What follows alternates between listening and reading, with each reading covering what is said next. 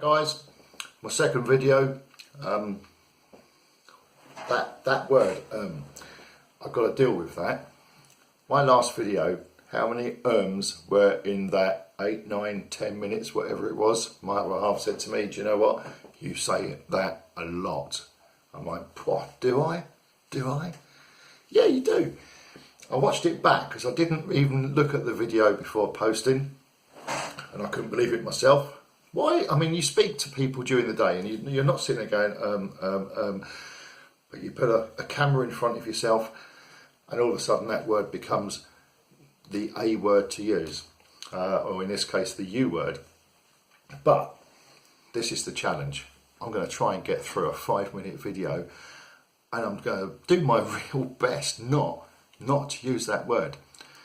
It's going to happen though, but we'll count them as we do them, and then I'll try and alleviate them and reduce them. First of all, when I priced a job Thursday, lady contacted me, wanted her grass cut. It's January, it was -1. I went to the quote. I said to this lady, I'll give you a price, but you don't want a cut until March. That's when I start mowing, and it's too soon, it's going to damage your grass. So a bit of education, and sometimes you have to educate your customers. So we went through that process, and then it came to the price. I made one mistake, and even after 3 years we still do that, we still make those mistakes. So what happened? First thing, I said to her, that's fine, let's have a walk around the grass. I was unable, oh, did I say that? I did, didn't I? Let's just tab up one. I had a walk around the garden. She said to me, I'll follow you around and show you all the bits and pieces that need cutting.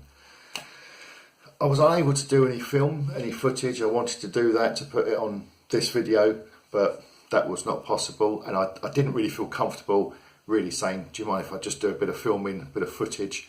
How do you guys get on with that? With particularly new customers, or have you ever had any customers that have said, you know, oi, what are you doing? Why is all the camera equipment out?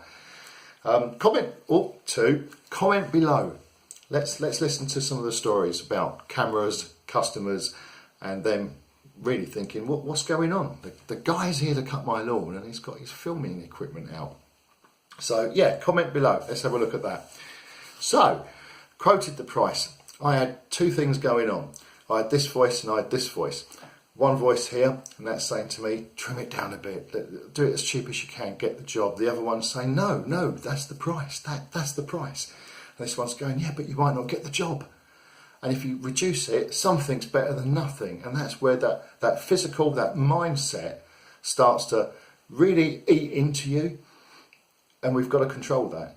We've got to get over that. And again, as we said before, you've got to know your worth. You're there to educate the customer. The customer isn't aware of the overheads, the insurances, the running costs, the equipment maintenance, the purchasing, etc., so on and so forth. You're the boss. You're the boss of that equipment. You're the boss of your business. You tell the customer the price. Be fair and be reasonable and stand by your convictions. And if you say the price and they look absolutely shocked, what have you lost?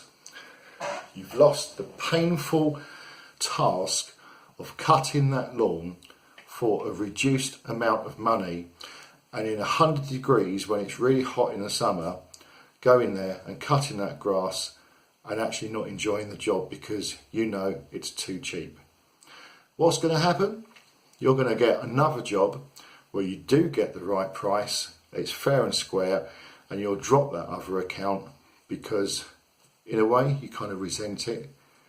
So what's the point? Speak to the customer, be honest with the customer.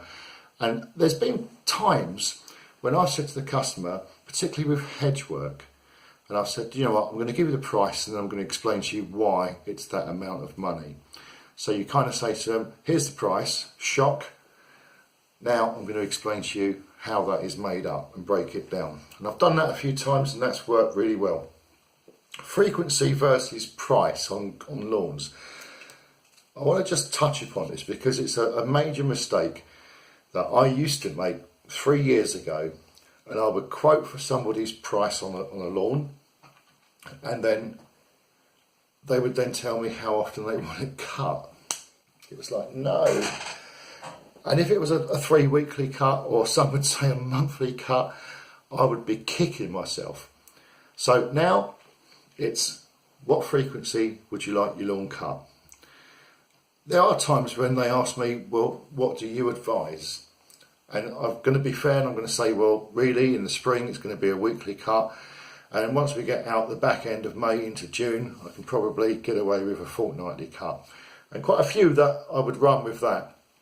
You've got the customer that wants the control of that, and they're going to say to you, oh, is that 3? And they're going to say to you, I want it cut every 2 weeks.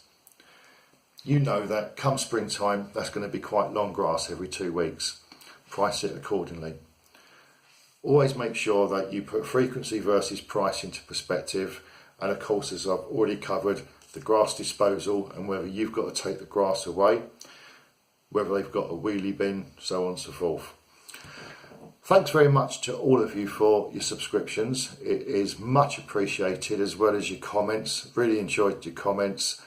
Great stuff, great content. Please sub or comment or like this video, and I will be back, and I will be doing some videos within the next couple of days where we're going to look at maybe some of the equipment that I use and some of the maintenance on that equipment. So it's a thumbs up from me. Be true to yourself. Quote the prices. Don't listen to that voice. Listen to that voice. Be fair and square with what you do. Do a good job. Stand by your convictions. Educate the customer. Thanks, guys. We'll be speaking soon. Bye for now.